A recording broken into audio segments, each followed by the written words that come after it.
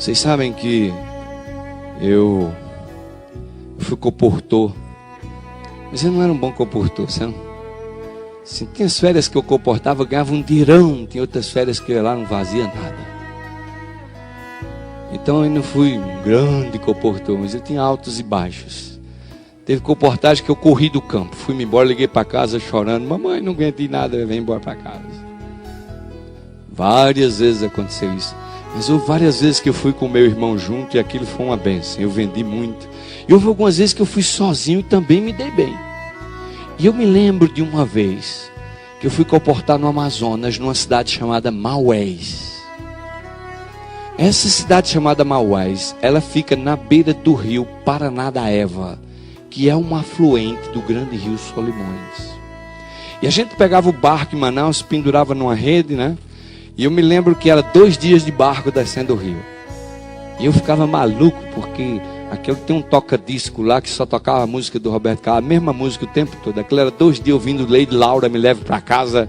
E eu nunca mais esqueci dessa frase. A gente chegava lá na cidade de Maués com a cabeça desse tamanho, e o balançar da rede, e aquele negócio todo, aquelas comportagens, a gente precisava 2 dias para se recuperar quando chegava na cidade. Mas eu me lembro de um domingo de manhã. Maués era uma cidade pequena naquela época, não sei hoje, mas naquela época Maués era uma cidade pequena, muito pequena. E eu terminei a cidade numa semana. Quando chegou na sexta-feira, eu já tinha vendido para todo mundo na cidade. Não tinha mais onde bater. E eu me lembro que no domingo de manhã, umas 9 da manhã, assim, 8h30, 9 horas, o sol despontando, eu me sentei no beiradão do rio, só tinha barco na segunda. Eu terminei na quinta, mas na sexta não tinha barco para Manaus. Eu tinha que esperar o barco da segunda, que não tinha sexta. E eu me sentei num parapeito que tinha sido do beiradão do rio do Paranaíba, olhando para a cidade. E eu falei: onde é que eu não dei uma oferta aqui nessa cidade? Que hoje é domingo e ainda podia vender uma coleção de livros. E quando eu acabei de falar essa palavra, o sino da igreja católica badalou: blém, blém, blém. Eu falei: o padre. Eu não vendi para o padre. O padre. Corri para casa. Eu me lembro do obreiro da igreja, irmão na testa. Ele falou: o que foi isso? Eu falei: olha, o padre, não vendi para o padre. Me ajeitei todo, arrumei, botei uma gravatinha, peguei o prospecto, saí para a igreja católica. Quando eu cheguei lá, a missa estava começando. Eu falei: eu vou ter que assistir essa missa aqui hoje. Aí entrei pelo cantinho assim, chamei o sacristão, falei: vem cá. Falei: fala para o padre que eu sou um seminarista de São Paulo e eu quero falar com ele no fim da missa.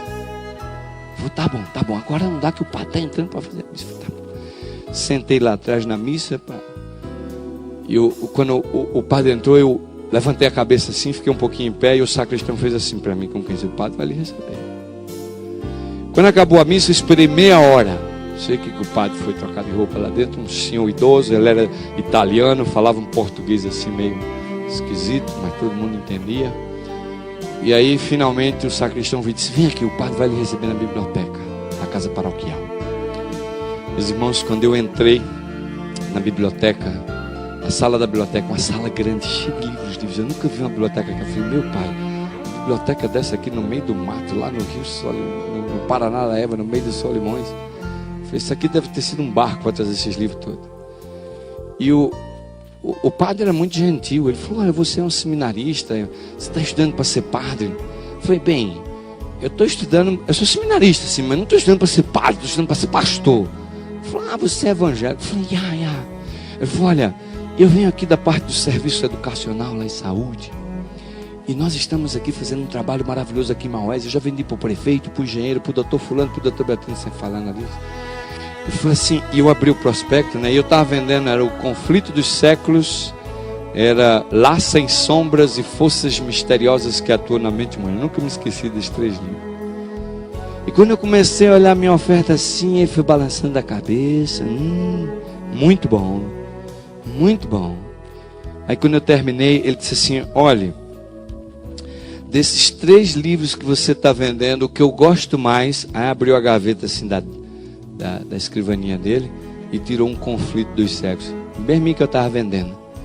Todo usado assim, parecia manuseado, todo sublinhado e grifado. Ele disse assim: olha, o que eu gosto mais é esse aqui. Eu falei: oxe, esse padre está lendo o conflito? Aí é assim, né? Esse padre está... Eu falei: ô padre, o senhor conhece essa literatura? Ele olhou para mim e deu uma risadinha e falou assim: eu sou fã de Ellen White. Eu falei: o senhor é fã de Ellen White? Eu falei: o senhor conhece Ellen White? Ele falou: vem aqui. Aí me levou para o canto assim, ó. Toda a coleção da Casa Publicadora de Ellen White, fora a fora. E ele disse: olha, meu filho, eu não só tenho ali, como eu já li todos. Eu falei: padre, então o senhor conhece a Igreja Adventista do Sétimo Dia? Ele falou: claro que eu conheço a Igreja Adventista do Sétimo Dia, eu li tudo isso aí. Eu falei: então o senhor sabe que a Igreja Adventista é a igreja verdadeira? Ele falou: olha, eu sei que a Igreja Adventista tem a verdade, não sei se ela é a verdadeira.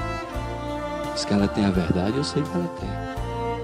Eu falei: mas padre, por que é que o senhor não se converte? Nós temos uma igreja ali na frente.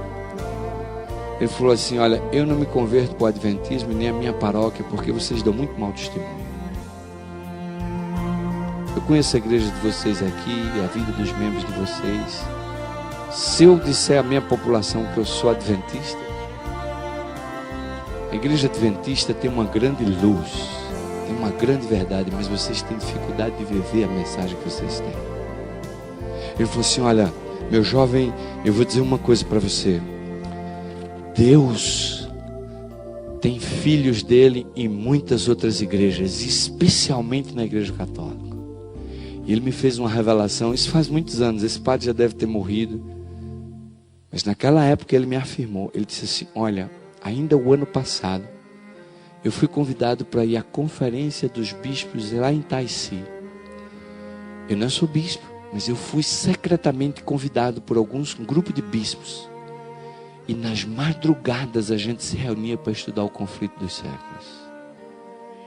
E ele disse: olha, vocês adventistas acham que vão para o céu, que estão salvos, que são os melhores. Mas existem muitos padres e bispos católicos que estão estudando seriamente as profecias. E eles estão esperando a hora certa, quando se levantar a controvérsia entre o sábado e o domingo. E eles vão abraçar a verdade do sábado e vão levar fiéis católicos com ele aos milhares. E ele disse assim: aí nós vamos terminar a obra que vocês adventistas não estão terminando.